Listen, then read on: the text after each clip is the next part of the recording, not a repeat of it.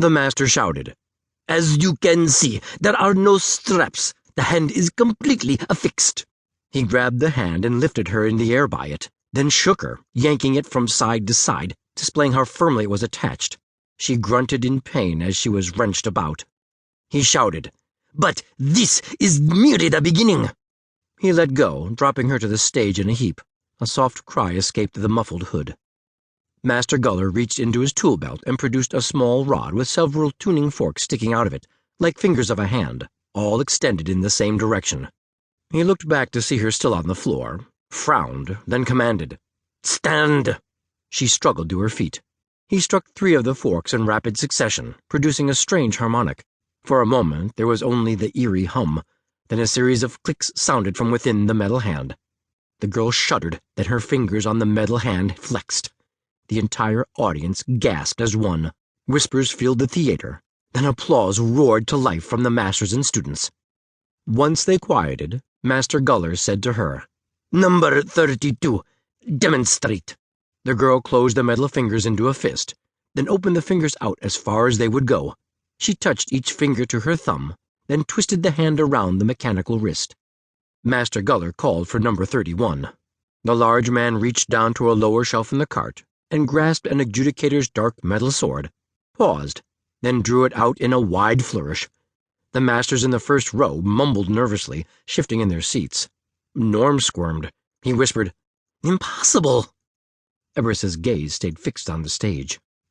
The girl and number 31 faced off, as if dueling. They circled around each other, the girl holding up the metal hand, flexing the fingers open and closed. Number 31 looked to Master Guller, who nodded. The tall, pale man strode forward, bringing the sword down in a long arc. She caught the sword in the metal hand, clamping the fingers over the blade. The masters in the front row flinched at the cry of metal on metal. The girl tightened her grip on the sword. Shrieks of twisting metal filled the theater, causing the attendees to cringe and squirm in their seats. Some covered their ears. The mechanical hand squeezed and twisted the blade so that the point was bent away from the line of the hilt. The girl twisted her arm, nearly wrenching the blade from number 31's grasp. She bent it back the other direction, and with a final metallic crack she snapped the blade in two. As one, the masters rose to their feet, thunderous applause drowning the auditorium.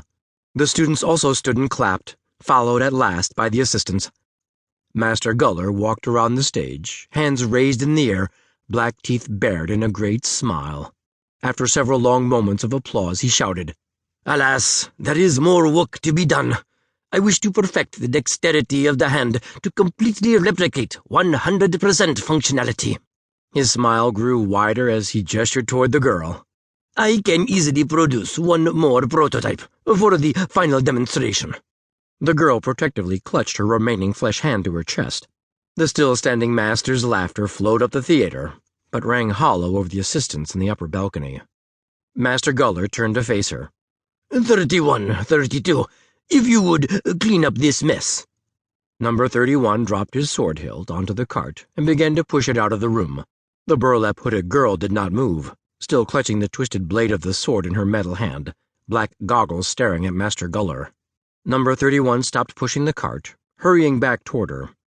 Master Guller drew forth his tuning forks, causing the tall man to halt mid-stride, his face a mask of terror. After a moment, he quickly backed away, bowing his head. Master Guller struck a different fork. A different series of clicks emanated from the mechanical hand. The girl screamed and collapsed to the stage. The sword blade clattered to the wooden floorboards. She doubled over, writhing and flailing, the mechanical hand slamming on the floorboards as she pounded and thrashed. Her screams tore through the theater, drowning out the murmurs of the disapproving masters. As the fork's vibrations faded, the theater fell silent, but for the girl's labored breathing. Master Guller turned to the assembled audience, smiling. "As you can see, I have complete control.